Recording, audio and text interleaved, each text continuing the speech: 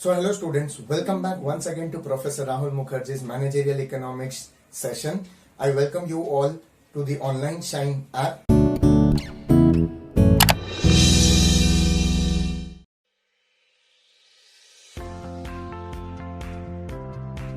And here I am with the module 3 and the third and last chapter of your subject economics. So talking about economics, we landed on to fiscal policy, that is the third unit of your managerial economics subject, and today I will take you ahead with it.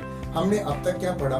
We studied about role of government in fiscal policy, under fiscal policy. Secondly, about the fiscal policy, instruments क्या है, the ways of collecting taxes, or you can say the way of collecting revenue, sources of funds for government, and in which directions government has to, or government puts that money or spends that money for the well-being of the society or country. Talking about that, let me put some light on fiscal policy के main effects क्या होते हैं. 1 and 2. There are two approaches. One is government takes contractual approach or contractionary. आपको मेरे PPT में देखने मिलेगा. And other is expansionary. Contractionary is when there is inflation in the market, country is almost okay developed, इतना ज़्यादा ज़रूरत नहीं है, कुछ emergency नहीं है, तो government will have an contractual approach, contractionary. उसमें through fiscal policy government will spend less. Expenditure government का कंट्रोल में रखा जाएगा, कम खर्चा करेंगे सो दैट कॉन्ट्रैक्ट सिकुड़ना होगा उनका main motive.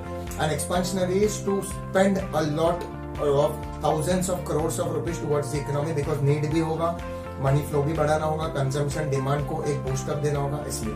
But think about one thing, connecting this point with the burden of public debt. Friends and students, public debt finance एक ऐसा चीज है, जैसे आप बैंक्स के एफडी सुनते हो, वैसे गवर्नमेंट को भी अपने बॉन्ड्स इशू करने पड़ते या करते हैं because of some requirement to raise funds.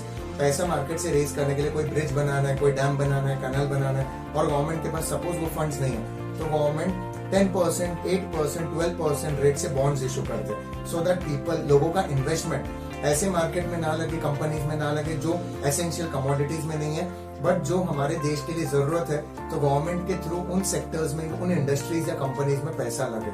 Okay, जैसे जो इंफ्रास्ट्रक्चर डेवलपमेंट के लिए कंपनीज या इंडस्ट्रीज काम कर रहे हैं. सो हैविंग सेड दैट और हैविंग डूइंग सो, गवर्नमेंट धीरे धीरे, जब ये 10%, 12% मार्केट रेट तो है नहीं अभी एफडी का, 5-6% पे आ चुका है, तो गवर्नमेंट पे एक इंटरेस्ट का बर्डन बन जाता है. और वो बर्डन गवर्नमेंट को, अगर पैसा जहां पे लगाया है वहां से उतना रिटर्न्स नहीं आता हो, तो गवर्नमेंट के लिए धीरे धीरे वो एक डेट बन जाता है, एक बर्डन बन जाता है, उधारी जैसा.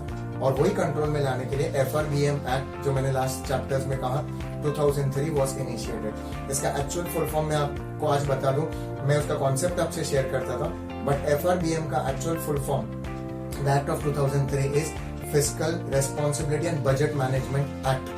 Okay, so FRBM, again I repeat, Fiscal Responsibility and Budget Management. The words itself says everything कि fiscal policy के थ्रू ये fiscal norms को एक जिम्मेदारी के हिसाब से चलाना है, ना कि एक ड्यूटी जैसा चलाते जाओ, फॉर्मेलिटी जैसा. नो.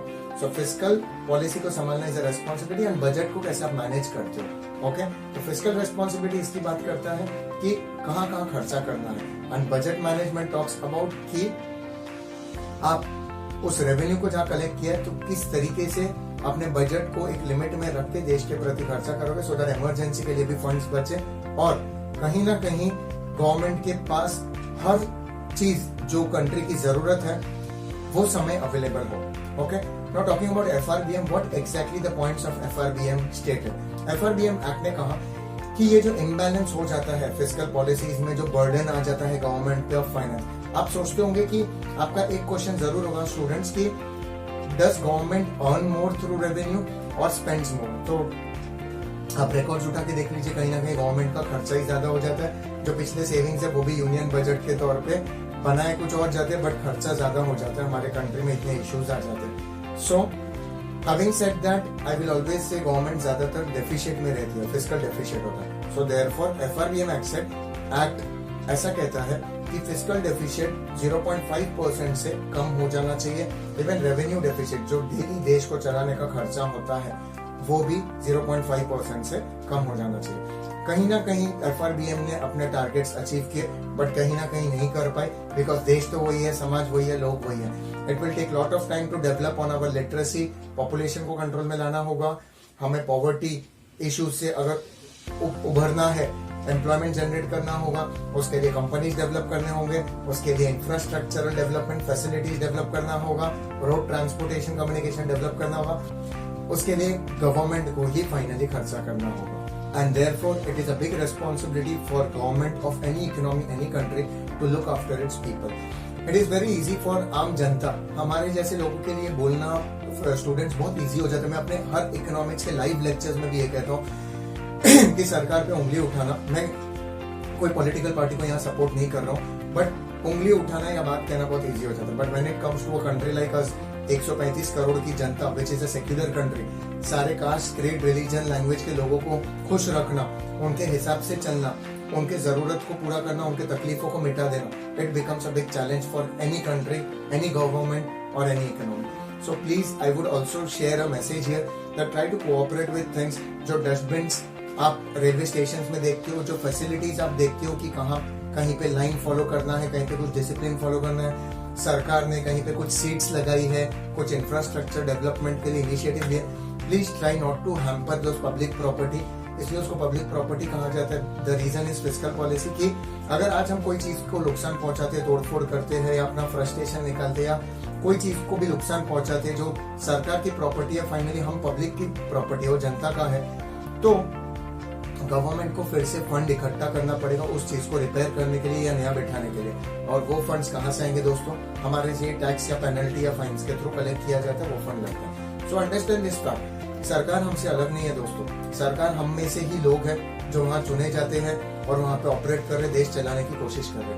अगर ऐसा नहीं हुआ तो फिर कोई डिसिप्लिन नहीं रहेगा, कोई रूल्स एंड रेगुलेशंस नहीं फॉर्म हो गए, फिर हम सब आजाद भारत में आजादी मनाएंगे। और जब डिसिप्लिन या रूल्स रेगुलेशंस नहीं होते तो we all know the extent till which we people can go to.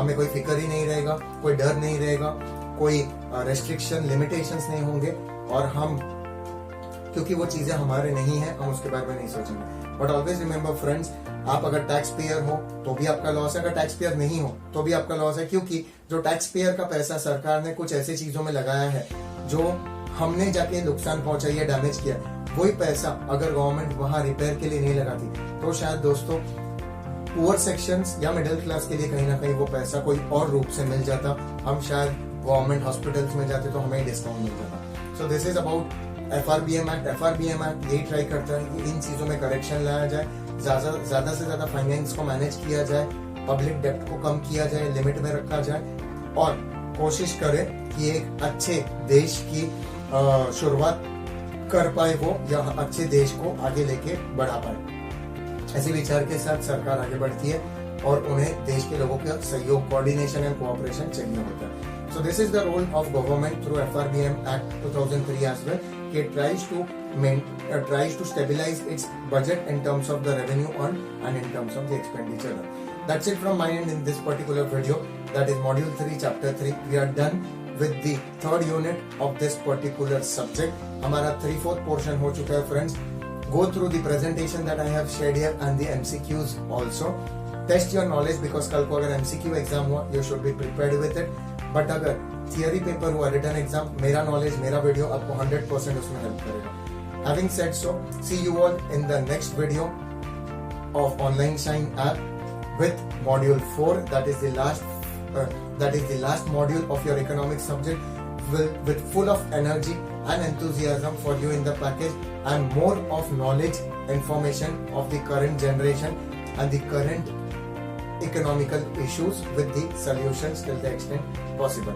मैं आपको एक रफ आइडिया दे दूं कि fourth unit, that is fourth module, is very very very interesting for a country like India, but global environment के लिए, because वो international trade की बात करता है, ग्लोबलाइजेशन की बात करता है, FDI foreign direct investment, foreign institutional investors की बात करता है, और वर्ल्ड लेवल पे ट्रेड, इंपोर्ट एक्सपोर्ट कैसे होना चाहिए, balance of payment, deficit, surplus क्या है, वो दुनिया में आपको फाइनली ले जाएगा और ये सब्जेक्ट को एंड करेगा। So stay tuned to online China and professor Rahul Mukherjee's managerial economics subject. Till then, take care of yourself, study well.